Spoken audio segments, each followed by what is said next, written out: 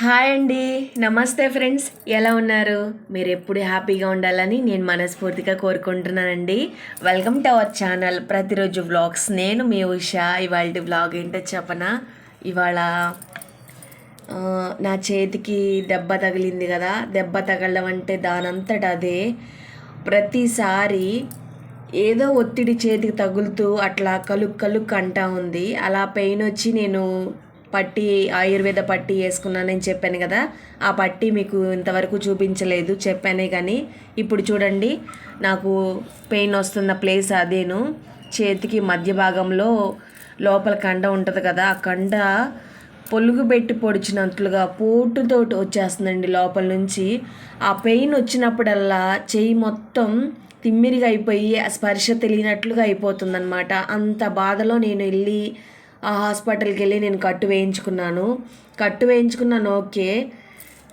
ఈ నైట్ నేను సాయంత్రం అయిందండి వచ్చేసరికి. ఆ రోజున తెల్లవారి మళ్ళీ పనికి వెంటనే రెస్ట్ అన్నమాట లేదండి. పనికి వెంటనే నెక్స్ట్ డేనే పనికి వెళ్ళాల్సి వచ్చింది.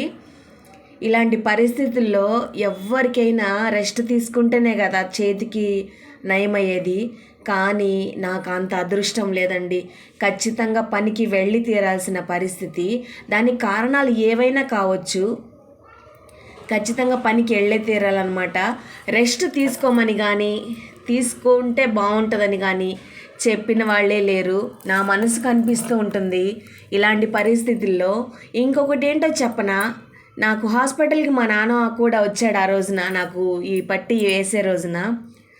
అదే అమ్మ ఉన్నట్లయితే నేను అంతే మా ఇంటికి ఇంకా ఇక్కడికి రాకుండా మా నాన్న వాళ్ళ ఇంటికి వెళ్ళి ఉండేదాన్ని. ఇంటి దగ్గర అమ్మ ఉంటే కనుక. అమ్మ లేకపోవడం వల్ల అమ్మ చనిపోయింది. అమ్మ లేకపోవడం వల్ల నేను మా ఇంటికి వెళ్ళలేకపోయానండి. అదే మా అమ్మ కనుక బ్రతికి ఉన్నట్లయితే నేను ఖచ్చితంగా వెళ్ళి ఒక వారం 10 రోజులు రెస్ట్ తీసుకుంటే నా చేతికి ఇబ్బంది లేకుండా ఈ నొప్పి అనేది పట్టి వేసాం కాబట్టి తగ్గుండేదేమో. ఇంటికి వచ్చిన కానించి పనేనండి. ఇంట్లో పని అంటే ఓకే, ఎలాగోలా అయిపోద్ది. షాప్కి వెళ్ళి షాప్ దగ్గర కూడా పనే. కనీసం నేను ఇంట్లో వాళ్ళే కాదు, షాప్ వాళ్ళే కాదు, ఎవరైనా రెస్ట్ తీసుకో అన్న మాట హార్ట్ఫుల్గా ఎవ్వరు అనలేకపోయారు. అంతేలేండి, ఎవరి నొప్పి ఎవరికి చెప్పండి. ఎవరి బాధ వాళ్ళదే, ఒకళ్ళ బాధ ఒకళ్ళది కాదు. అలాగే ఇప్పుడు ఇంటికి వచ్చిన తర్వాత నేను ఈరోజు నెక్స్ట్ డేని పనికి వెళ్ళి వచ్చిన తర్వాత ఇంట్లో గిన్నెలు చూడండి ఎన్ని ఉన్నాయో. చాలా ఉన్నాయి. పిల్లలకి వాళ్ళకున్న ప్రాబ్లమ్స్ వాళ్ళకున్నాయి. మళ్ళీ వాళ్ళని అప్పుడే మా అమ్మాయి కాలేజ్ నుంచి వచ్చింది. అప్పుడు టైం 7 అవుతుందండి. గిన్నెలు చూస్తే చాలా పడినాయి. ఇప్పుడైతే నేను ఆ గిన్నెలు మొత్తం తోమి అలా కాస్త రిలాక్స్ అయ్యి, ఇప్పుడు మీరు చూస్తున్నట్లు అయితే పట్టికి కొంచెం గాలాడాలంటండి. ఇప్పుడు పనికి వెళ్ళేటప్పుడు మరి చేతికి అట్లా పెట్టుకుంటే బాగుండదు కదా, బ్లౌజ్ పైకంటే బాగుండదు. ఏంటా అని విచిత్రంగా చూస్తారు కదా. అందుకని నేను మామూలుగా కిందకే ఉంచేస్తున్నాను. ఇంటికి వచ్చిన తర్వాత మాత్రమే కాస్త గాలాడుతూ ఉంటే అతుక్కుని ఉంటుంది కదా, దానికి దురద అట్లా ఏం రాకుండా ఉంటుందంట. కొంచెం గాలాడేటట్లుగా పెట్టమన్నారు. ఇప్పుడు నేను కొంచెం అట్లా బ్లౌజ్ కొంచెం పైకంటే కొంచెం గాలాడుతూ ఉంటుంది కదా, అందుకని నేను కొంచెం పైకని చెప్పానమాట. ఆ గిన్నెలన్నీ తోమి ఇప్పుడు బట్టలు అయితే మడతలేస్తున్నానండి. మా వారు మిషన్ దగ్గర నుంచి తెచ్చుకున్నారు కొంచెం కొత్త బట్టలు అవి. ఆ బట్టలు కొంచెం మడతేసి పిల్లల్ని చూడమని చెప్పారు. ఫోన్ చేసి బట్టలు ఎలా ఉన్నాయి చూడండి అని చెప్పి మా అమ్మాయి వాళ్ళకి చెప్తే వాళ్ళు చూసి ఇంకా అలానే పడేశారు. ఇంకా ఆయన వచ్చిన తర్వాత బట్టలు ఏంది ఇలా పెట్టేశారంటే తిడతాడని చెప్పి నేను కవర్లు అయితే పెట్టేస్తున్నానండి. పక్కనే టీవీ ఉంది కదా, అసలు తోమి ఇంకా ఎక్కడెక్కడ సర్ది పెట్టి అన్నం పొయ్యం పెట్టి వచ్చి కూర్చుని టీవీ ముందు కూర్చున్నాం మేమందరం. మా పిల్లలైతే ఇంకా రాసుకుంటున్నారండి. సాయంత్రం అయింది కదా, అన్నం ఉడికితే ఈలోపు కొంతసేపు చదువుకొని రాసుకున్న తర్వాత ఇంకా అన్నం తినేసి ఇంకా వాళ్ళ పనిలో వాళ్ళు ఉంటారండి. నిజంగా అనిపించిందండి ఒక్కోసారి ఆడజన్మ ఎందుకా అని. నిజంగా రెస్ట్ లేని జన్మ అనవసరం అండి.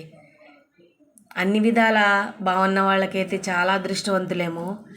ఇలాంటి ఆడజన్మ అవసరమా అనిపించింది. చూసారు కదా ఎన్నంట్లో ఇవన్నీ ముందు తోమేనండి, చూపించాను కదా. ఆ అంట్లే తోమక ముందనమాట ఇది.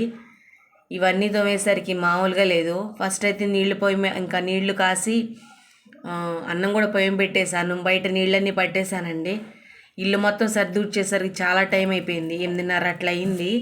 ఇంకా అన్నం ఒకటి ఉంటే పొద్దున చేసిన పప్పుచారను దొండకాయ పచ్చడి ఉన్నాయి. ఇంకా ఇప్పుడు ఏం చేయలేను. వీడియో కోసం కూడా నేను ఏం వండడం లేదండి. అస్సలు ఆ చెయ్యి పెయిన్ వస్తుంది. ఏదన్నా రెస్ట్ తీసుకుంటేనే కదా తగ్గేది. రెస్ట్ తీసుకోకపోతే ఏం తగ్గిద్ది చెప్పండి. మీరు అలా చేయొద్దండి. దీని గురించి నేను ఇంకొక వీడియోలో చెప్తాను, లేడీస్ గురించి. మీరు తీసుకుని ఏం చేయొద్దు, తర్వాత మనల్ని ఎవడు పట్టించుకోడనేసి. ఎవరి బాధలు వాళ్ళకు ఉంటాయి. కానీ నేను కూడా చెప్పాలనుకుంటున్నాను. నెక్స్ట్ వీడియోలో ఏదైనా చెప్పడానికి ట్రై చేస్తాను. నాలాగా మితిమీరి పని మాత్రం చేయొద్దు. వీడియో ఎలా అనిపించిందో కామెంట్ చేయండి, లైక్ చేయండి, తప్పకుండా సబ్స్క్రైబ్ చేసుకోండి. బాయ్.